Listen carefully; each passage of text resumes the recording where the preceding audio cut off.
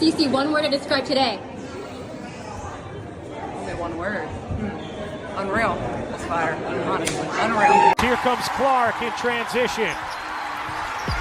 Clark, pull up three. You bet! Caitlin Clark stepped back on Iowa court and turning the whole arena into her personal highlight reel. And the craziest part? The Brazilian national team ended up asking her for autographs after she lit them up. How are you? Good, how are you? You're an amazing player. Congratulations. Thanks. You changed the history in basketball. I appreciate it. Thanks for coming here and playing us. Now I know some folks out here are already trying to spin it. Oh, it's just preseason. Brazil was tired. Nah, miss me with that. You don't say someone changed the history of basketball unless they just cooked you with something special. And that's what we're breaking down today. Not just the buckets, not just the passes, but how Caitlin Clark walked into that arena, owned the moment, and left even her opponents fangirling. Trust me, this one ain't just another game recap.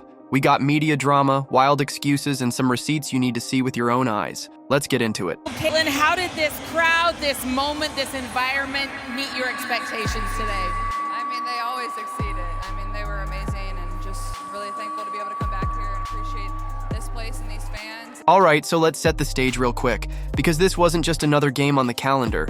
This was the moment fans had been waiting on since March Madness ended. Caitlin Clark, back in Iowa, back at Carver Hawkeye Arena, and this time, not in a college jersey, but suiting up with the pros. Bruh, the energy was off the charts. We're talking preseason game, right? But the vibes, straight up playoff atmosphere. People were showing up hours early just to get a glimpse of her warming up. The arena was packed to the ceiling. I'm not kidding.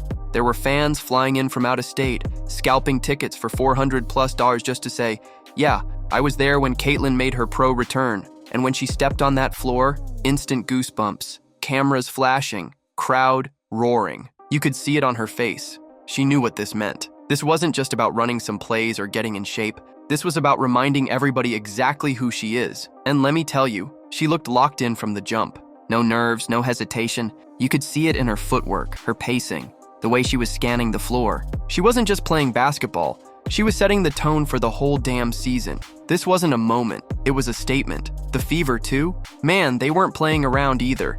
They rolled into Iowa like they had something to prove. The ball movement, crisp, the spacing, clean, the energy. Like a team that's already been through a playoff war. And we haven't even hit opening night yet. So you've got this electric homecoming, an international opponent in the Brazil national team, and all eyes on Caitlin Clark. Everything was lined up for something big. And what happened next? Yeah, it blew the roof off the building. All right, now let's talk about what actually went down on that court, because Caitlin Clark didn't just show up. She came out there like she had a personal vendetta against the rim. From the first possession, she was on go mode. We're talking pull-up threes from logo range, no hesitation. Like, she looked at the international line and basically said, cute, let me back it up a couple more feet. Bang. Net didn't even move. And then the passes, there was this one sequence where she got the rebound, sprinted up the court with her defender right on her hip, and then, boom, no-look dime to Aaliyah Boston for an easy finish. Like, come on, that's not normal. That's orchestra-level court vision. The Brazilian squad was scrambling all over the place. You could see it. They were trying to press, rotate, close out, but Clark was just moving in slow motion. It was like she had the cheat codes activated. I swear defenders were sliding like it was ice out there. And then there was that shot, the one that really made the arena explode. Midway through the second quarter, shot clock winding down, Clark steps into a step-back three from way outside. Cash. Crowd loses it. I'm talking standing ovation during the play. The camera cuts to Brazil's bench, and even they are kind of like, what do we do with that? She ended up with a stat line that didn't just shine. It screamed, I'm ready for the league. And remember, this is her first time back in front of Iowa fans since going pro. That type of pressure would crack most people. But Clark, she fed off it. She turned it into fuel and turned the game into her personal mixtape. And it wasn't just her. The Fever looks scary good, like they've been putting in serious work.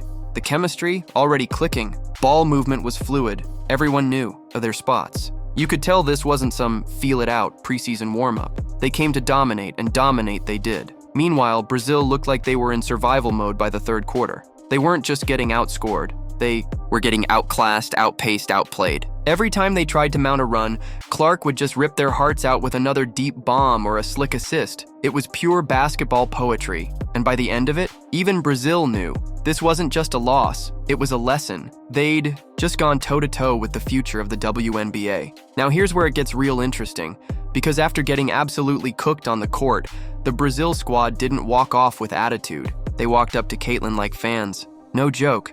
The Brazilian coach comes up to her and goes, "You changed the history in basketball." Bro, that ain't some casual post-game handshake talk. That's iconic. That's admiration at the highest level. Like, let that sink in. This wasn't a teammate. This wasn't a fan in the crowd. This was a coach who just spent 40 minutes trying to set up a tactic to stop her, coming up with pure respect, basically saying, yeah, we couldn't stop you, but we see you. And it wasn't just the coach either. Soon as the buzzer sounded, the Brazilian team was lining up, taking photos, asking for autographs, smiling like they just met a Marvel superhero. I'm sitting there like, wait a minute, didn't y'all just play her? But that's the thing. Real recognizes real. They knew what they had just witnessed. They knew they weren't just part of a preseason game, they were part of a moment, a shift, a new era in women's basketball. And Caitlin Clark was the reason for it. And here's what hits even harder. They didn't try to blame the loss. They didn't whine about travel or schedules or jet lag. They just showed love. They held the L with grace and gave props where they were due. So for all the folks out here trying to downplay what happened, maybe you should take notes from Brazil. Because when your opponents are out here showing that kind of respect, that's all the validation you need. Now you'd think with all that respect flying around, from the actual opponents, mind you, the media would be celebrating this moment, right? Rookie returns home, dominates, gets praised internationally, seems like a slam dunk headline, but nope, somebody always gotta make it weird. Cue Roberta Rodriguez. Now I don't know what kind of Kool-Aid she was sipping after that game, but she jumped straight on the timeline with a hot take that had people rubbing their eyes like, wait, what did she just say? She goes,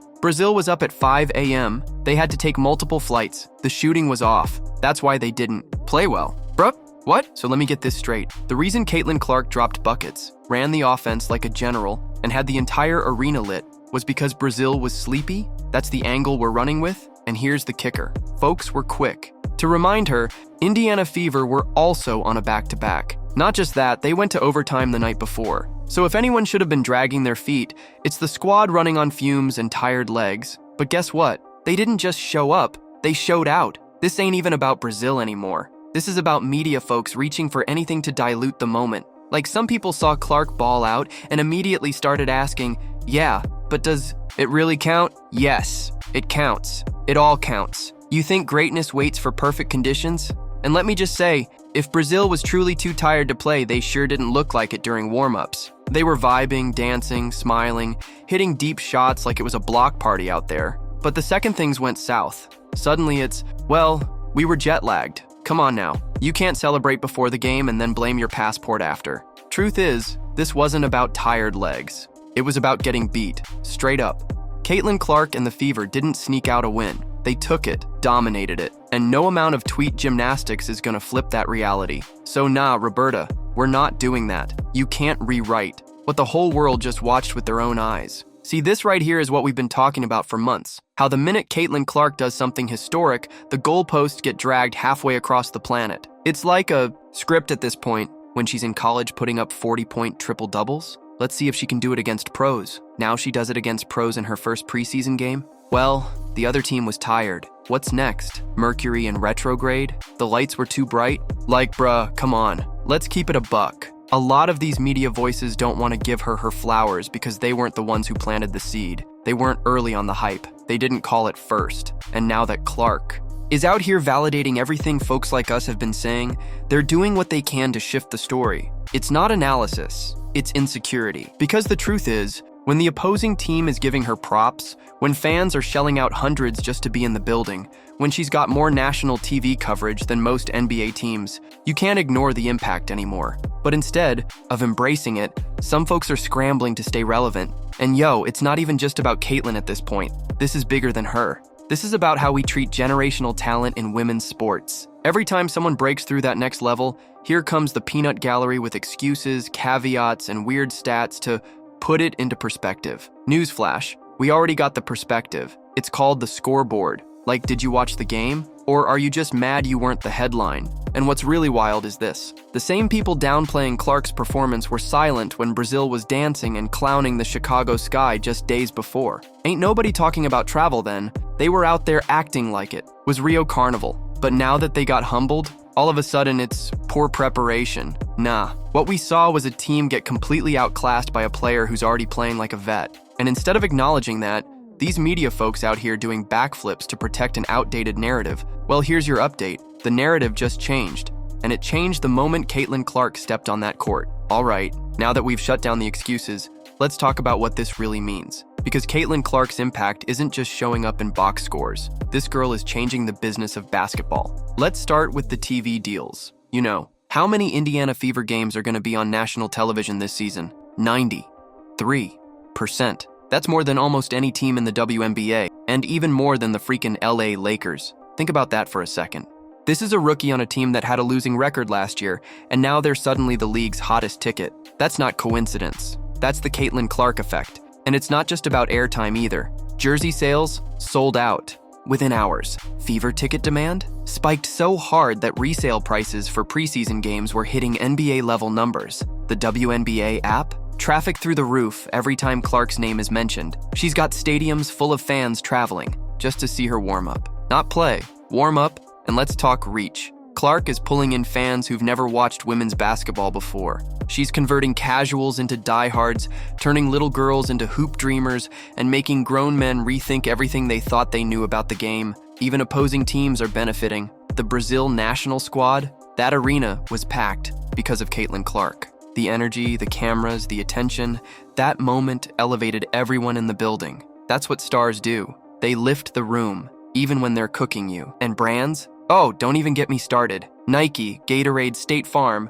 they're all in line, and Clark hasn't even played a regular season minute yet. This isn't hype. This isn't flash in the pan stuff. This is the real deal. Caitlin Clark is reshaping the WNBA in real time. And if you're not watching it happen, you're gonna miss the moment we look back on years from now and say, that's when everything changed. All right, now that we've laid out the facts, let's just call it what it is. No amount of spin is gonna erase what Caitlin Clark just did. The excuses, weak. The media deflections, transparent. And the haters, loud but irrelevant. Because at the end of the day, you know who wasn't making excuses? Brazil. They got beat, straight up. And they still showed nothing but respect. They walked up to Caitlin like, thank you. You changed the game. You know how rare that is? That's not just sportsmanship. That's recognition. That's legacy talk. Meanwhile, you got people on the internet scrambling like, maybe it was the flights. Maybe it was the time zone. Bro, stop. The Fever were on a back-to-back.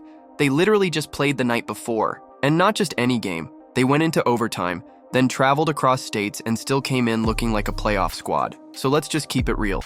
This wasn't about tired legs. This was about running into a buzzsaw. Caitlin Clark walked on that court and flipped the switch like it was nothing. And that Brazil team, they weren't tired. They were just outmatched. And they knew it. You don't line up for selfies with somebody you think got lucky. You line up for selfies with legends. So yeah, Roberta, we saw the tweets, we saw the spin, we read the excuses, but the scoreboard said what it said. The film don't lie. The respect don't lie. And Caitlin Clark, she's not asking for your approval. She's already earned it. Man, if this is how Caitlin Clark is coming out the gate, I don't even want to imagine what she's gonna do once the regular season hits. Like, we're not even in the real heat yet, and she's already got the league, the fans, and even her opponents acting different. But hey, don't just take my word for it. Let's talk about it. Drop a comment below and tell me, was this just a preseason fluke? Or did we just witness the start of a day takeover?